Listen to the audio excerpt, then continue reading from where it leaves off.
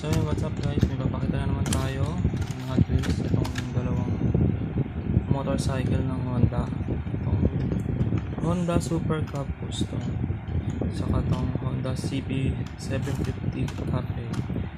So yan, so may mga ibang kulay pa to. Ito may bagong version lang ngayon na kulay puti, yung kulay ng Honda CB750. Saka itong hindi natin naabutan yung isa pang kulay natin, yung blue.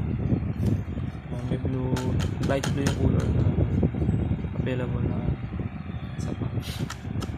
So ayan guys, ayan guys, makikita nyo ang ganda rin ng pagka-custom din dito. Meron siyang parang siya, basket, tama, parang box ka siya sa likod, parang GB box.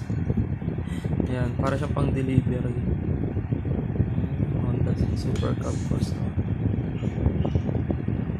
Sayang hindi ko naabutan yung color blue.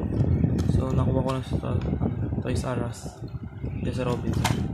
So ito naman, itong Honda CB750 Cafe. Ayan, ang ganda rin ang pagka-block niya na. Dito nyo.